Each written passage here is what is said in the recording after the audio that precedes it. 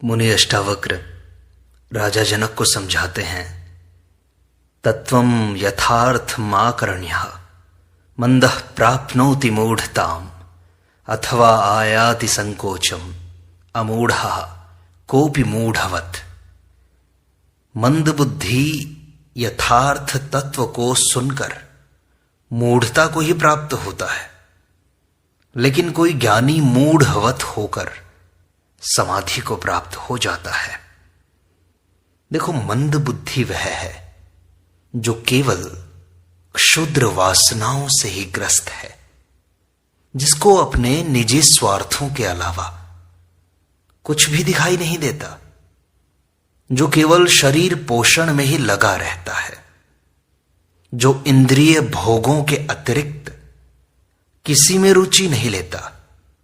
ऐसे संकीर्ण मनोवृत्ति वाले को यदि यथार्थत्व का बोध कराया जाए तो वह उसे सुनकर मूढ़ता को ही प्राप्त होता है। यह तत्वबोध अति सूक्ष्म है, जिसे स्थूल बुद्धि वाला नहीं समझ सकता।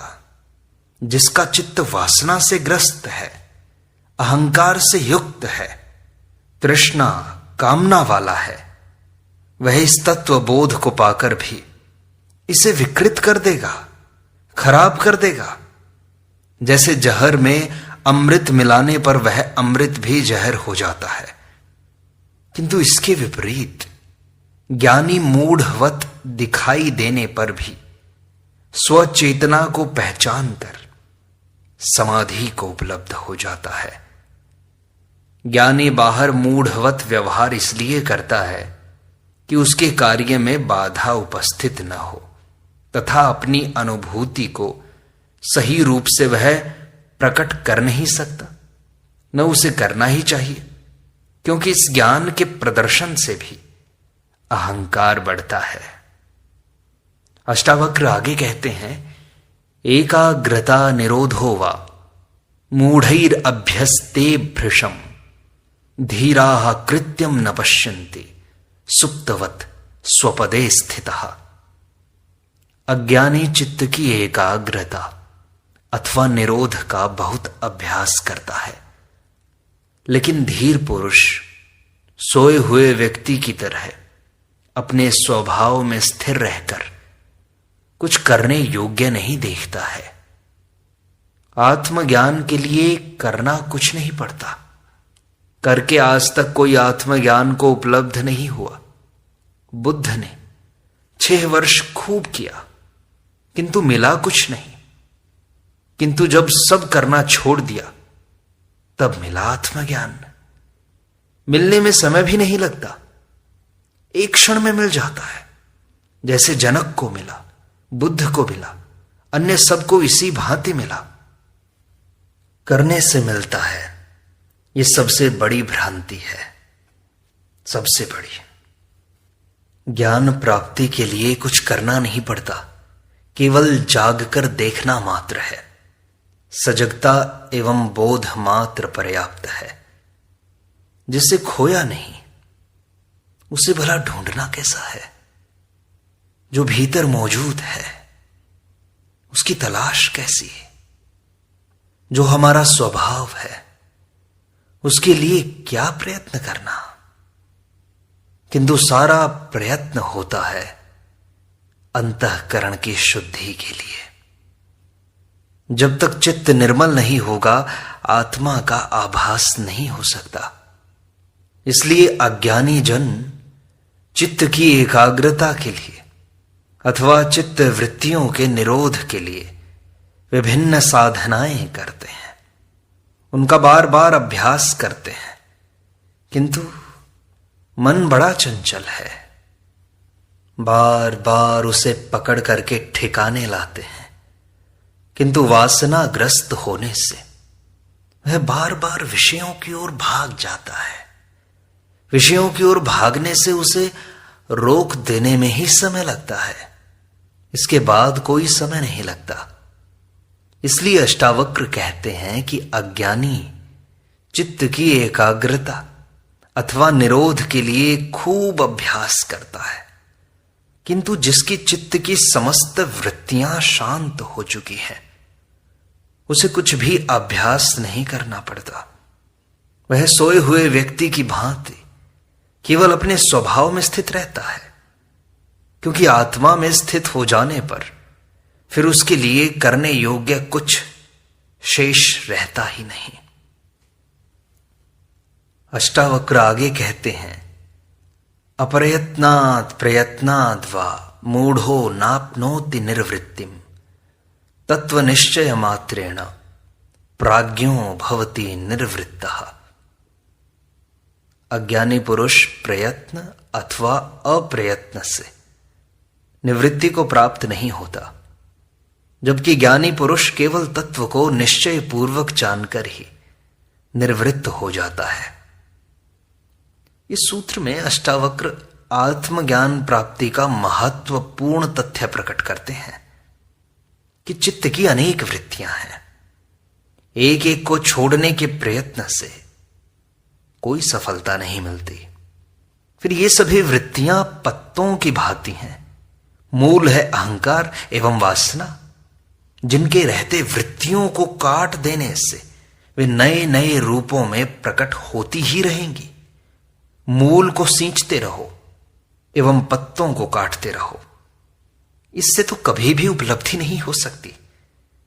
इसलिए अष्टावक्र कहते हैं कि अज्ञानी पुरुष चाहे कितनी ही साधना क्यों न करे, कितना ही प्रयत्न क्यों न करे, कभी भी निर्वृत्ति को प्राप्त नहीं होता। उसकी वृत्तियां शांत नहीं होती, क्योंकि भीतर अहंकार एवं वासना मौजूद है। इसके विपरीत ज्ञानी आत्म तत्व को निश्चय पूर्वक जानकर ही निर्वृत्त हो जाता है।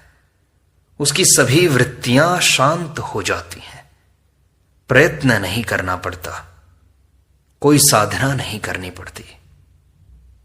अष्टावक्र आगे कहते हैं, शुद्धम बुद्धम प्रियम पूर्णम निष्प्रपंचम निरामयम आत्मानं तम न जानन्ति तत्राभ्यास पराजनाः। अष्टावक्र कहते हैं कि इस संसार में अभ्यास परायण पुरुष उस आत्मा को नहीं जान पाते जो शुद्ध, बुद्ध, प्रिय, पूर्ण, प्रपंच रहित और दुख रहित है।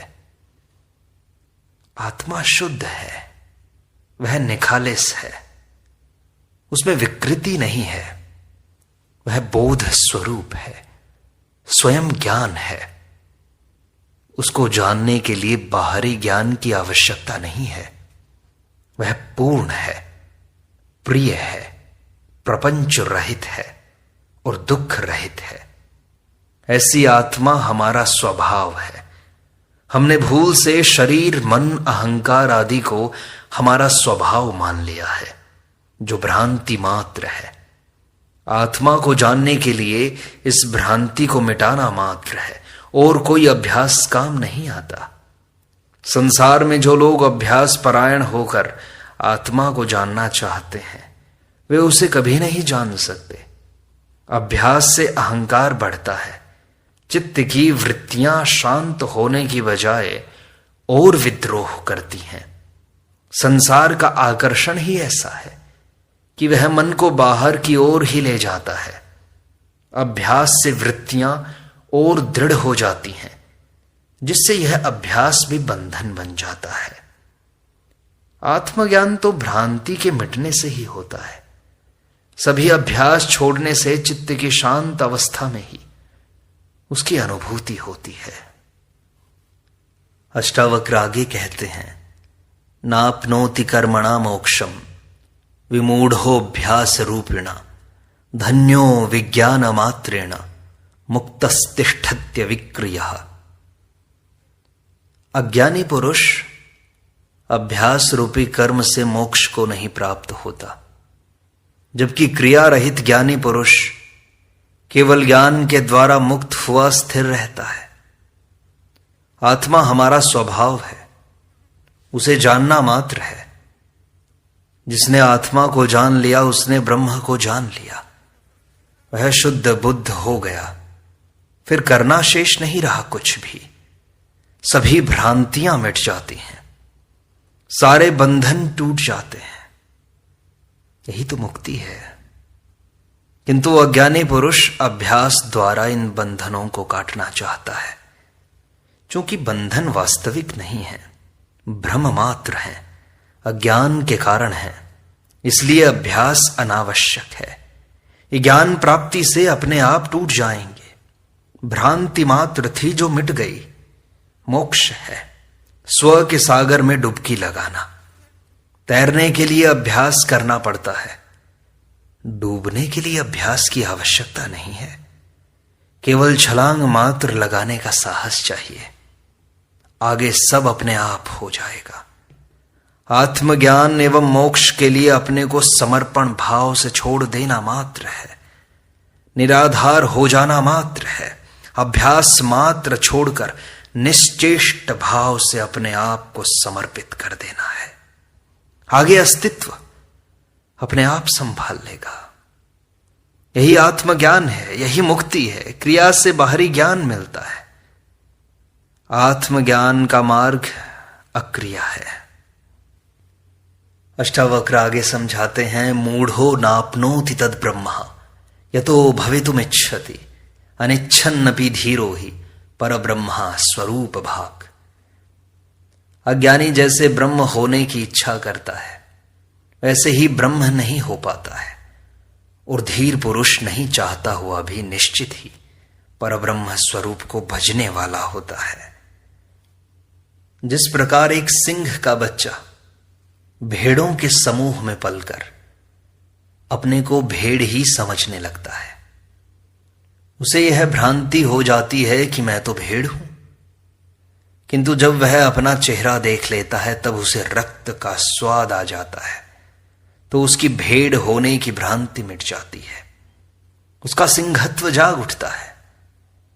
इसके लिए उसे कोई प्रयत्न नहीं करना पड़ता, कोई अभ्यास, कोई साधना नहीं करनी पड़ती।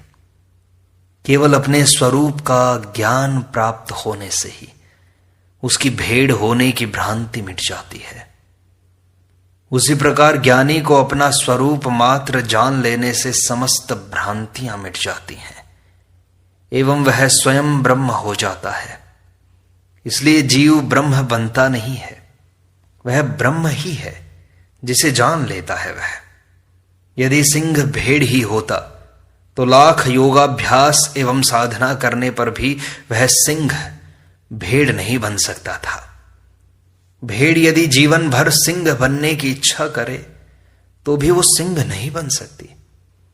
अष्टावक्र यही तो कहते हैं कि अज्ञानी यदि ब्रह्म होने की इच्छा करता है तो भी वह ब्रह्म नहीं हो सकता। यदि वह ब्रह्म नहीं है तो इच्छा करने से वह ब्रह्म कभी हो भी नहीं सकता। किंतु वह ब्रह्म है ही, इसलिए अपने स्वरूप को जान लेने मात्र से ब्रह्म हो जाता है। साधना, अभ्यास नहीं करना पड़ता, केवल निश्चय पूर्वक जान लेने से भ्रांति मिट जाती है। इच्छा नहीं, निश्चय आवश्यक है। अष्टावक्र आगे समझाते हैं, निराधारा ग्रह व्यग्रा मूढ़ा संसार पोषकाः एतस्या अनर्थ मूलस्य मूलच्छेदः कृतो बुधैः। इस आधार रहित दुराग्रह युक्त संसार का पोषक अज्ञानी पुरुष ही है।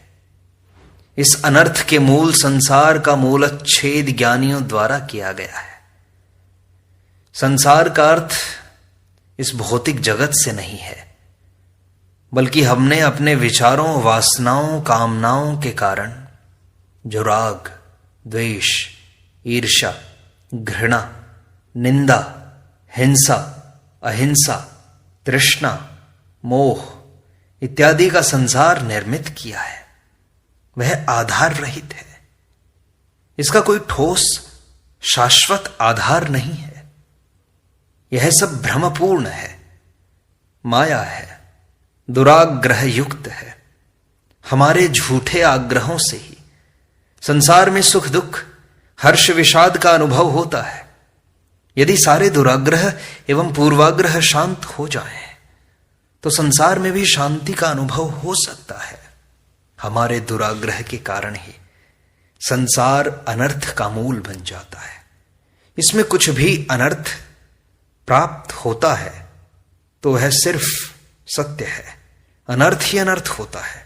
इसमें कुछ भी अर्थ नहीं ज्ञात होता, निष्प्रयोजन है। इसका मूलच्छेद ज्ञानी ही अपने ज्ञान से करते हैं, क्योंकि उसी को इसकी वास्तविकता का पता चलता है। इसलिए ज्ञानी ही इसे अनर्थ का मूल समझकर इससे संबंध विच्छेद करके आत्मा से अपना संबंध जोड़कर सुख एवं शांति का अनुभव करता है, जबकि अज्ञानी इस ज्ञान से अपरिचित रहने से वह इस आधारहीन एवं अनर्थ मूलक संसार का ही पोषण करता है। आत्मानंद के अभाव में वह विषयानंद को ही सुख मानता है, किंतु आत्मानंद प्राप्त होने पर वह विषयानंद को हेय समझकर छोड़ देता है।